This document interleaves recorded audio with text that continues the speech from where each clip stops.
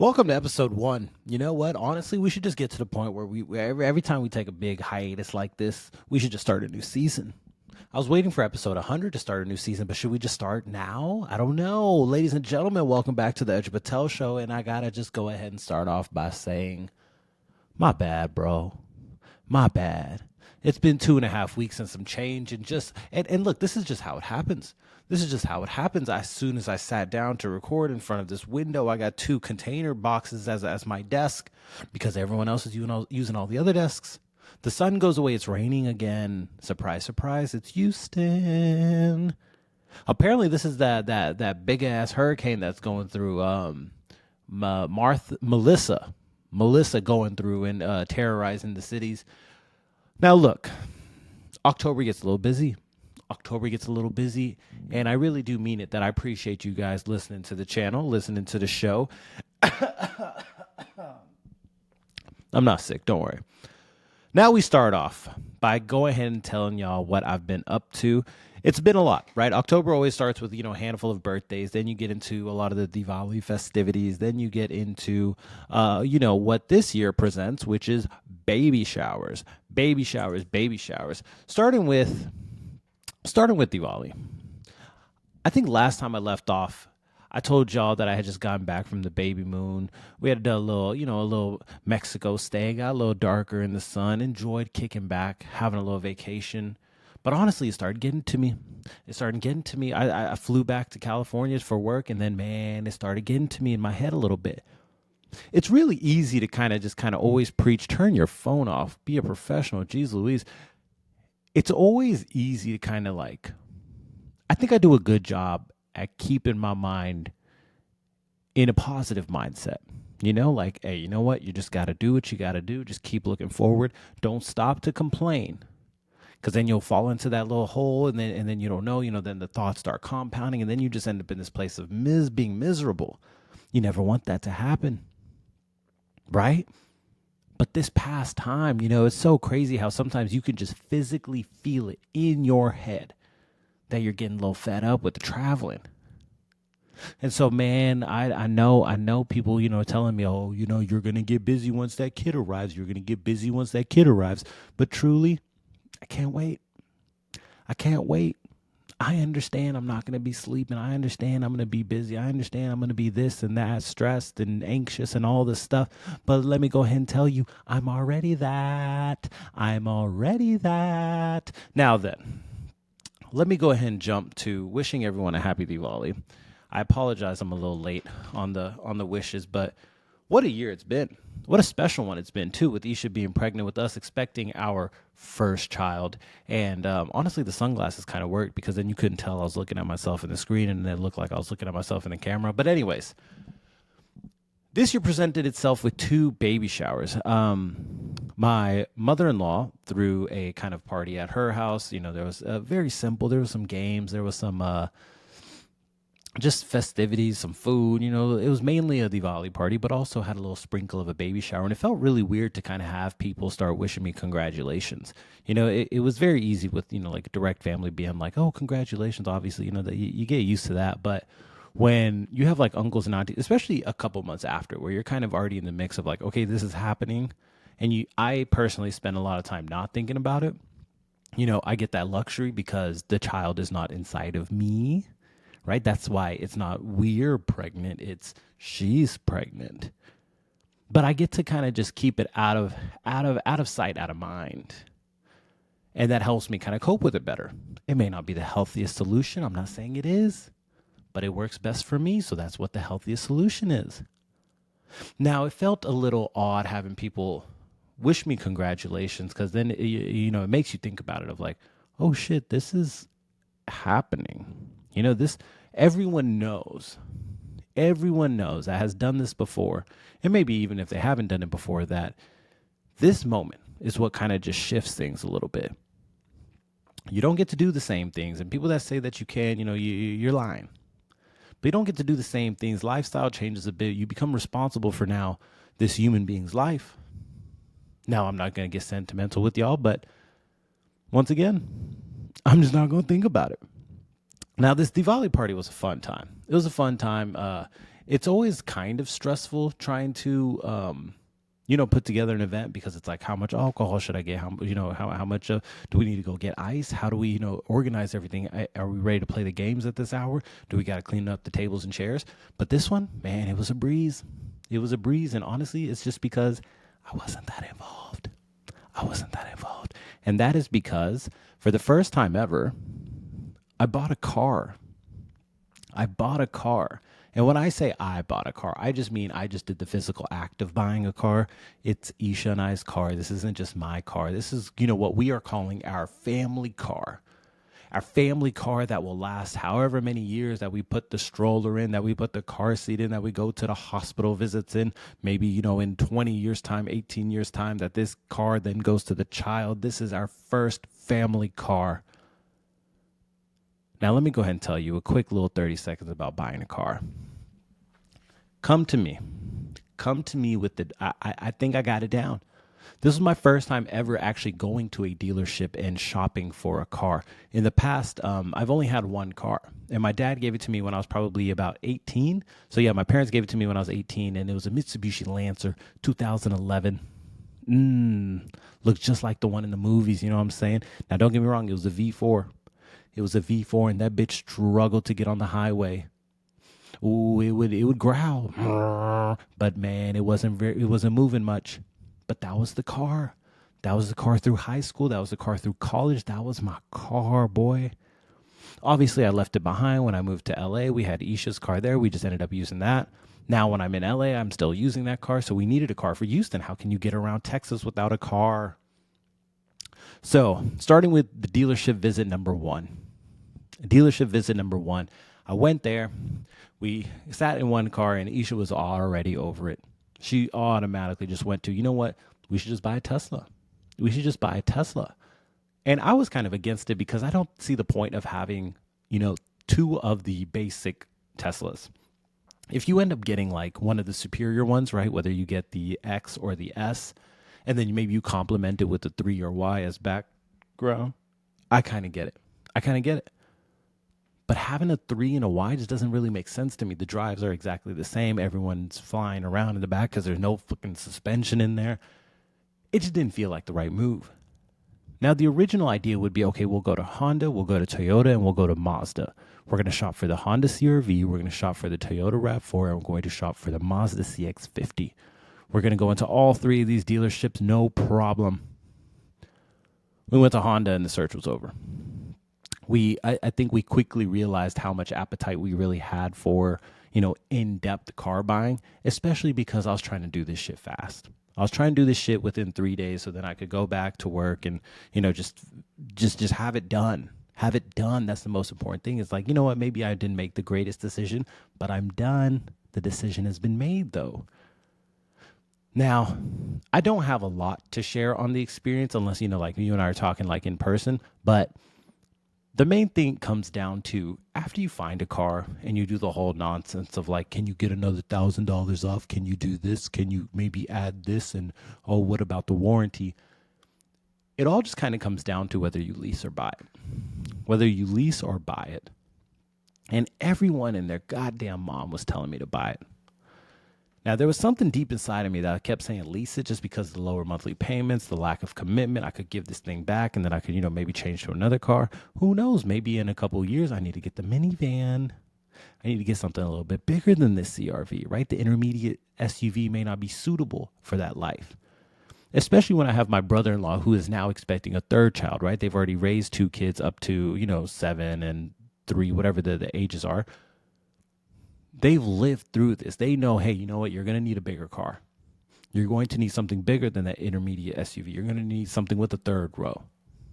So I was leaning heavy on lease just because I don't want a big ass car right now. But here's the thing that frustrated me, and it took me right back to kind of just wedding shopping when you're just dealing with wedding vendors. You're part of this Ponzi scheme. Right? You know that they're trying to sell you the snake oil. Like the people keep talking about, oh, you know what? People are always going to try to take your money in business and this and that. People are going to try to take your money at every corner you walk in life, especially a car dealership. These dudes, I don't know where they get their education, but it's got to be bottom of the barrel, boy. Bottom barrel car sellers, boy. I'm telling you, they try to push lease so hard, and they tell you all these stories about how they lease all their cars. And obviously, you don't take into account, or they don't take into account mentally, where it's like, yeah, do you get like a discount on this thing? Like maybe you're getting a better incentive to do a leasing deal, whereas it doesn't make any sense for me to do that. And I would do the math right in front of them, right? Oh, okay, if I buy the car for X and then the residual value is Y at the end of the note, then this is the difference in car note. Okay, that's 8K. Okay, what if I buy it? What's the interest rate? Okay, 5%. Oh, okay, what about 6%? All right, if I do that over the course of a 5-year note and I put this much down, then I'm down 5K. Oh, well, but then you have this and this. Wait. You just sold me lease because you were saying I would save money. Now, I just did the math right in front of you, and that's not what it's saying. And it's not that I want them to make a decision for me. I just want them to acknowledge that they're incorrect. It went straight back to the valet dude where he was like, hey, it's going to be $25 a head. If you get 8 drivers, this is your total. And it says, hey, man, that's not how you do math. It doesn't make any sense. I don't understand these people anymore, bro. And that is why I fully understand. And this, you walk out to any parking lot right now, you probably see about 5 Teslas. In a couple years' time, that shit is going to double. Mark my words right now. The amount of Teslas that you see right now is nothing. That shit is going to double because of the bullshit you don't have to go through. Everything is right in front of you, and you don't have to talk to anyone. You can buy a car in 8 clicks. 8 clicks. You can have a car just ready to pick up, and then you go pick it up at some Austin or Dallas site, and you just show up to the car, and there's a piece of paper with your name on it. 8 clicks, you can buy a car. Versus you go to the dealership, you dealing with some Indian dude that they try to pair you with because you're Indian, and it's like, hey, I don't want this. I want the white guy selling me a car. I want the guy that, his dad might be the owner of the place selling me the car. Now you got to deal with, whether you lease or buy it. Okay, what's the best interest rate I could get? Could you knock off another 1,000? What about throwing in this at the last minute? Okay, let's get you got to run my credit. Okay, I got to give you a check now. I got to do this. I got to do that.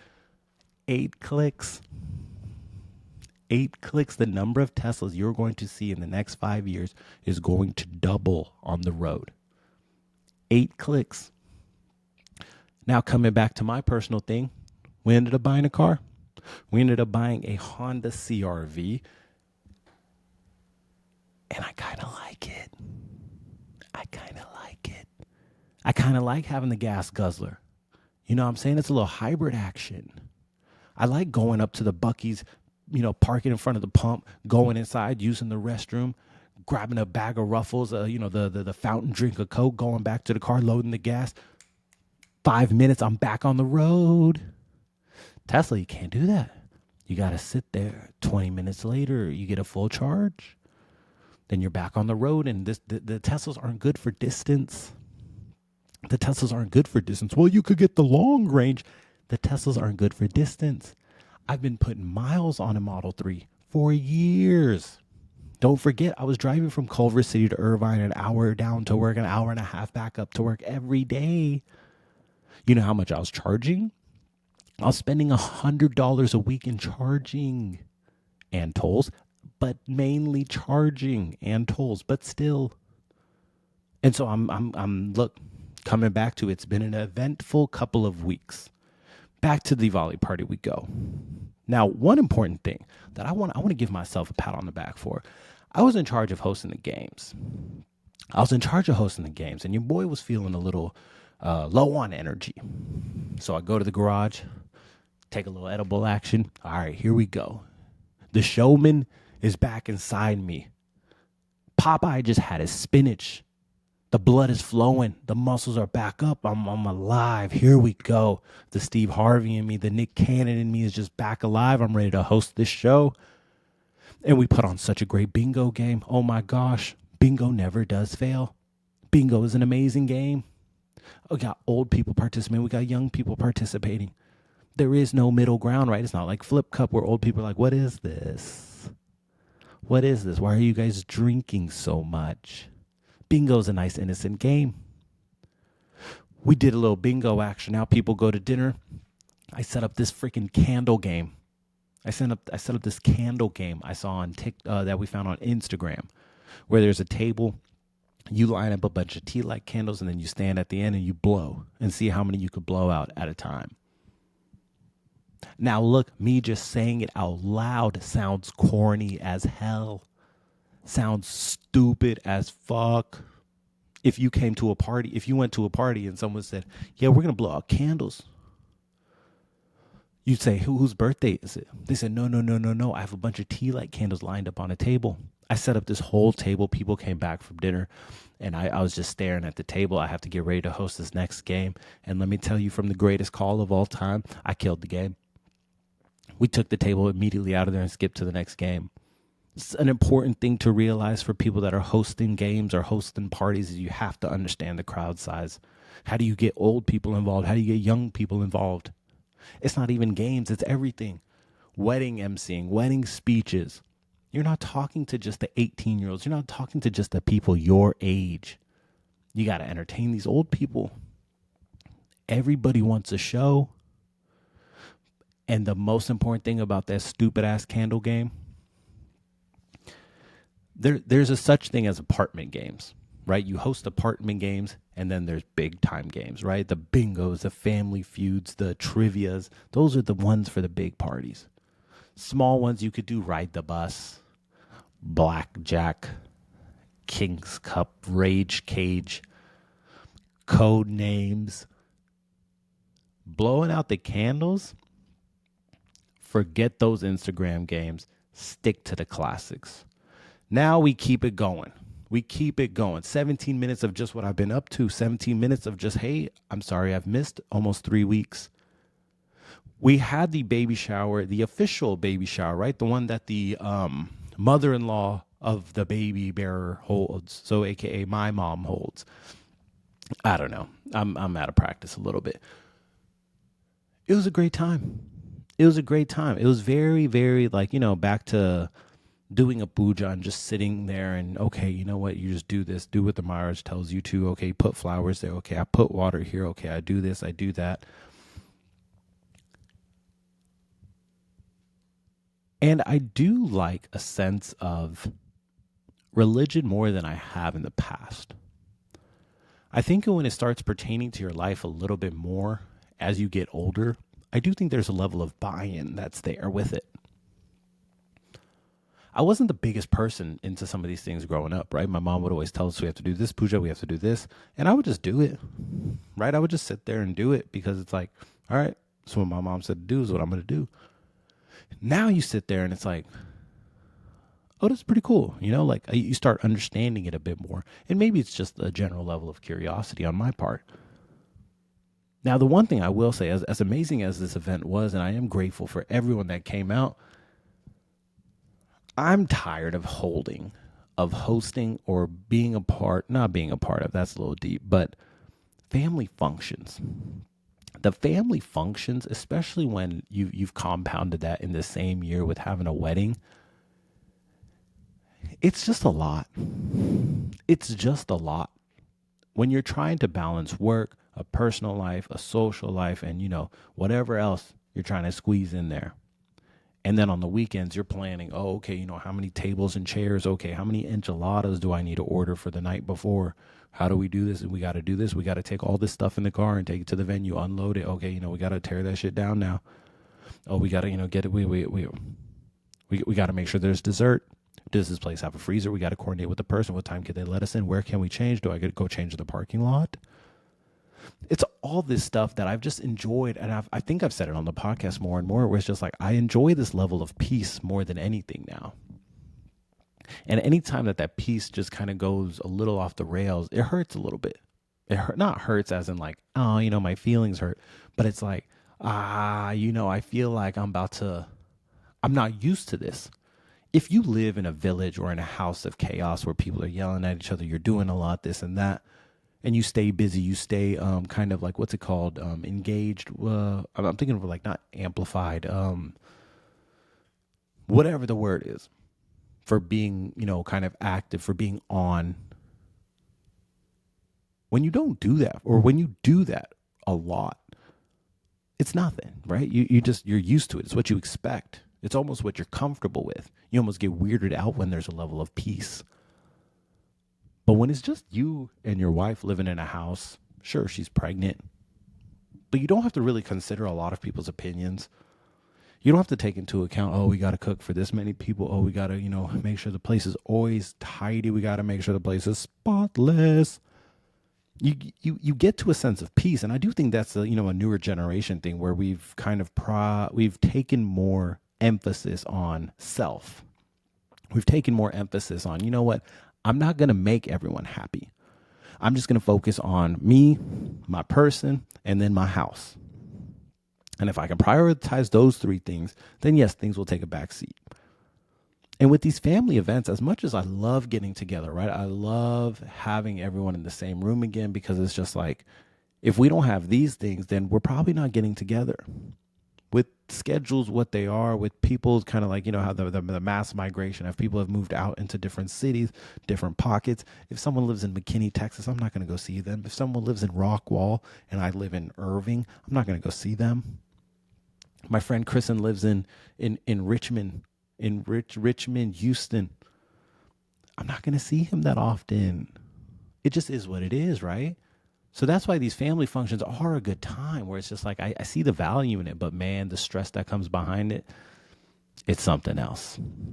Now then, we move on to actual stories, actual news. And the first thing I have is this serial killer on the loose. This serial killer on the loose. I don't know if you guys have kept up with this. I think I mentioned it once on the podcast, but there is a lot of bodies being found in Houston, Texas, mainly in the bayou. Now, the headline of the CNN article I have in front of me is, bodies keep being recovered from the bias around Houston. Did I say bias? My bad.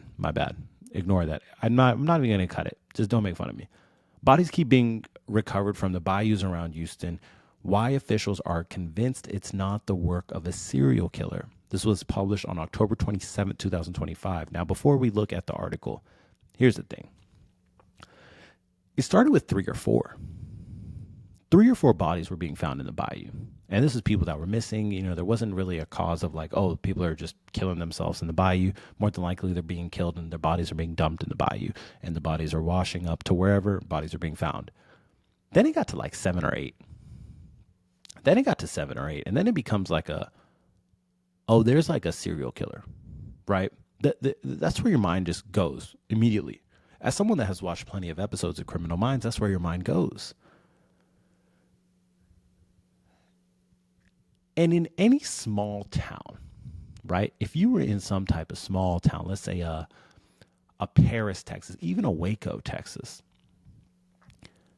when you would have this many deaths, and it's just like any movie or TV show you watch, the town gets concerned, right? There's council meetings that are held to discuss how, hey, what's going on? We got to bring this to a close. The public is getting, unsettled.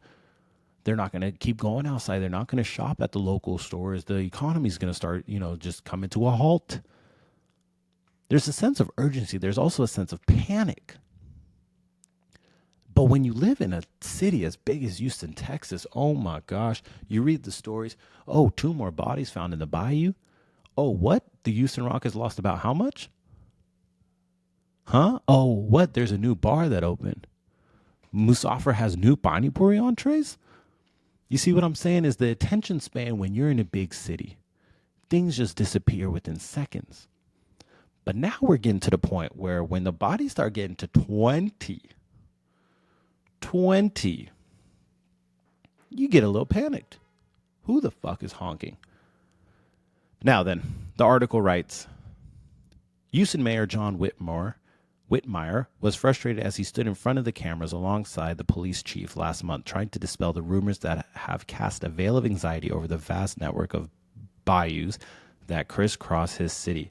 There is, quote unquote, there is no evidence that there is a serial killer loose on the streets of Houston, Whitmire said at the news conference. So apparently, the officials are getting upset because the media, people like myself, I guess I'm the media too, jump to a conclusion where we say, hey, you know what? If there's this many bodies being found in the same avenue, it must be a serial killer, right? It must all be linked. There's no way this is just a coincidence. All these different people are just killing people at the same time. There's people ranging from 64 to 13. But it must be connected. And the city officials are getting upset where it's like, hey, stop creating, stop making these rumors. But to the city officials, here's my message. Shut the fuck up. We don't stop telling us to not come up with crazy rumors, right? Do your job. Do your job. Even if you have to lie to me. Even if you have to lie to me and tell me like, hey, you know what? We caught this person. And then some bodies start showing up and then you have to double down, right? Oh, hey, there's another person. We got to go catch them too. Cool. But you have to do something. But in the state that it is right now, where you just keep finding bodies and nothing really happens, your role is to not tell me what to do, right? You could try to say, hey, keep calm, guys. This is what we're doing. This is the manhunt that we're on. These are our top suspects. Maybe you give a little profile, maybe a profile, maybe some news footage. What do we have on the CCTV? This is what you do, right? You get the public kind of, you use the public to leverage help. You give them N-1 steps so the serial killer doesn't know exactly where you're at on the process of finding them. But what you don't do is start telling them, hey, stop with the speculation. Stop with the speculation. He did not fall in the bayou. The father, Kenneth, whatever, is saying, I don't know if there's a serial killer, but the way that they're dealing with these bodies is ridiculous. Yeah, exactly.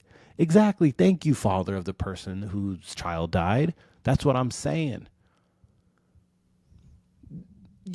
Any city that has had 20 bodies found in the last 3 months, you have to kind of raise the alarms. What's going on here? Now, personally, I don't live too far from the bayou. I don't live that far from the bayou. And it's kind of terrifying. I've told Isha, hey, I just can't have you walking anywhere. You want to walk anywhere? We got a walking pad. You got to go to LA Fitness if you want to take a walk. I can't have you walking these streets like we were in LA. You can't do that because I'm scared. I said it. 20 bodies found. You'd be a dumbass not to be scared. What are you talking about? There's a serial killer on the loose and you guys are getting upset that I haven't published a podcast episode. I'm just joking with y'all. But it is a little crazy. You got people's bodies being found. You got the government still shut down. And honestly, I haven't really felt that much of an impact. Keep that motherfucker shut down. They're making renovations to the White House. People are getting upset. Oh, he's probably going to try to stay there. Hey, I don't care. I don't care. If you have enough energy to start caring about like, oh, he's changing the West Wing to have this, basketball court in the back. You wouldn't do that. You wouldn't do the same thing. Some of y'all been living in the house you lived in for about 3 months and y'all are thinking about some complete remodels. This motherfucker is going to live there for the next 4 years. You don't think he's thinking about a remodel or two? Of course he is. Nobody likes the house they live in. You're always trying to change something. No one ever shows up home for a prolonged period of time and says, this place is perfect. They don't. They don't. Look at all the house renovations that were happening during COVID because people had to sit there and actually stare at the house. It was really easy when you come in, do the work and dip, right? You don't really have to kind of have that relationship with the house. You're just using the restroom. You're just using the shower and then you're out. Of course, he's going to make renovations. Now, the other thing is Did he free Palestine? I keep using it as a joke here and there, but the Palestine thing, obviously, something that we've known that has been happening for about 2 years, right? Since the Hamas attacks, October 7th, 2 years ago. And it is really cool. I think people hate that it's this messenger that's the one to complete the, let's say, the contractual part of it, where there was a ceasefire. Okay, now Hamas, 2 years later, releases the hostages. And people are upset that it's this guy to do it. Oh, he didn't actually free them. Well, you know what? It seems more free than it was before. Is that wrong? And now I get it. I've been seeing the things on TikTok just like you. That Israel's just going to carry out some more attacks. Surprise, surprise, right? Now we can get a little upset where it's like, hey, why do we trust this dude Netanyahu to just be like, yeah, I'm done? He invested all this money in already bombing the whole town. Why would he not just kind of, finish off the July 4th fireworks? What happens at this point? Does America get involved for not honoring the peace deal? What happens? This is where it does get a little interesting, but also a little scary. World conflicts are just, they've never worked out good when we get involved. When America gets involved, things don't really get better for us. They get better for them, right? We bring some peace, some stability to those countries. But for us, the deficit only grows. It doesn't matter how many tariffs we put in place, how much we charge for the H-1 visas. Things are just going to get more expensive here. The government shut down. I don't really care. Nothing has really changed. People keep saying, well, make sure you get to the airport earlier. These TSA agents, they're not getting paid. Yes, they are. No one's working for free out here. This is the greatest country in the world because when you work, you get paid. You get paid. People in this country literally go to lobby and argue for a minimum wage of $25. $25. There is a child in Indonesia making shoes, making about 25 cents an hour. People don't work here for free. I've been flying every week, twice a week. Not a single delay in TSA stuff. Sure, there's the usual stuff. Maybe they make me take my shoes off now and then, even though I'm pre-check. The TSA Clear Plus line is the stupidest thing to still ever exist. But it's still fully staffed. I just had my first flight delay in the last 2 months by 30 minutes. Oh, no. That's it? That's it? Every time I open up my phone, I'm seeing planes that are half on fire when they land. Stop with the fear mongering. Stop with reading this shit on TikTok saying like, oh my gosh, these people aren't getting paid. I have to get there 5 hours early and say thank you for your service. No, you don't. No, you don't. Just go to the airport and continue business like usual. Nothing has changed. Who cares if the government shut down? What has that changed? Keep them shut down. Let's just do a full audit. Let's just fire everyone. Let's start brand new. I haven't really liked who's been in half of these positions. We can't fire the president, right? He's already going to fire them anyways. Let's at least have our voice part of the equation. The government shutdown is just part of the craziness that's happening. And the last crazy thing I wanted to kind of briefly cover is this NBA scandal. Gambling in general, and I do think, we'll save some of this more for a future episode so I can give y'all some more concrete stuff, but gambling used to just be something that started, in the back alley, right? In the back alley, you meet some dude that has a hood on, and you just know a guy. Maybe he can place a bet for you, maybe he can't. And if you don't do that, then you have to go to Vegas and you have to bet on, the official sports books. Now with all these kind of prop bets, Bovada, Prize Picks, Monkey Knife Fight, all of these things have opened up now to just lay the path that everyone can easily gamble as they see fit. Now, in a lot of states, you can't do, the official betting such as FanDuel or DraftKings, but You can participate in the player prop bets, which are some of those things where you say, okay, I think Luka is going to score more than 30 points, and I think this person's going to score more than or get more than 12 rebounds. So you place a bet on that. If it cashes out, more than likely you make a 3-to-1 payout, and that's how it works. Now then, as gambling has become more and more mainstream, and to the point where half the influencers you see, more than likely, if you go on any YouTube video, you'll see some type of advertisement for Prize Picks, because just that's just how much money is in this ecosystem now. And then you deal with the things that have always existed, which is corruption, right? You have an NBA referee back in the day, Tim Donaghy, which was well known for skewing games for him, his buddies, making money off of it. It makes sense. This guy's an NBA referee. He can influence games as he wants to. But the layer that has been kind of unpeeling now with NBA players getting caught and the FBI on the trail of this. Now remember, this is a two-part scandal, right? You have the actual player, right? This is now just focused on a player that played for the Boston Celtics, then the Miami Heat, Terry Rozier, and then I think the Hornets. But he was betting on his props. He was telling friends like, hey, I'm going to get an injury in the second quarter, and then I'm going to not hit 22 points. So make sure you bet the under on my points. And then obviously the flag happened. These things happen. These things happen, and more than likely, these sports books are catching it, where they find these anomalies in betting patterns. Hey, this person never betted on Terry Rozier to not score 22 points ever before, and all of a sudden there's a $200,000 payout for it. All of a sudden there's a $500,000 payout for it.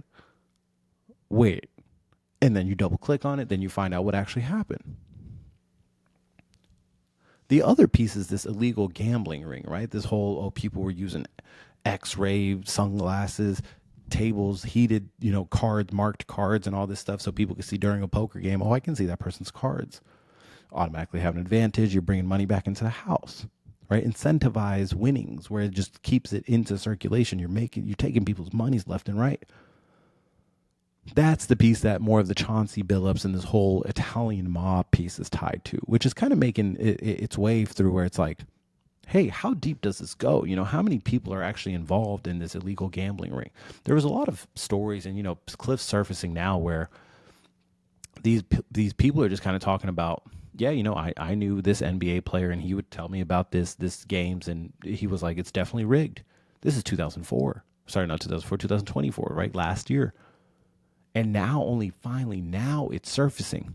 And the person at the face of all of it is Cash Patel. Cash Patel unveiling these FBI raids onto NBA players. And then you have, the NBA trying to defend itself, Stephen A. Smith being the vocal person for the NBA, and now kind of dabbling his foot into politics, going against the FBI director. And now you have this weird thing that the NBA has this weird light on it, right? There's this level of scrutiny where it's like, are you guys running a fair game? While at the same time, as someone that has not just started watching basketball, but the season has just started. And from what I have consumed over just honestly the last week, it's some of the best basketball I've seen. It's some of the most entertaining games from some of the most starred players ever I've seen as the season opens. While you still have this kind of just very untrustworthy story looming over the whole thing of it all. Now, nothing has happened yet, right? Obviously, at this point, people just get brought in, then the charges happen, then you go into discovery and all, the next 5,000 steps before anything gets charged. But this is definitely a story we'll try to keep up with a bit more. And with the NBA season returning, the only thing I have to tell you guys about that, don't worry, ladies, I'm not going to go too deep into sports, but you got to go watch Wembanyama. Holy shit. This dude, I wasn't a believer. I wasn't a believer until now. And then I watched this man cook the Dallas Mavericks. And all I got to say is, you got to go watch him. If he's on TV, if your boyfriend says he wants to go to a Spurs game, you buy them tickets. You say, Happy National Boyfriend Day, you buy them tickets. Now then, ladies and gentlemen, that's all I have for you today. it's good to finally, get back into the groove of things. I have a handful of guests scheduled for the next coming weeks, and hopefully we can get some momentum back onto this podcast as we close out the year. I wish you guys once again a happy Diwali, a happy October, happy Halloween. Huh? What kind of outfits we wearing? Huh? No? No worries, no worries. Clock goes back an hour. Do college? Are people still going out? Yeah, I need I need a younger perspective before I shed too much nonsense about that. But with that all being said, I appreciate you guys for your time. I will see you guys next week, and goodbye.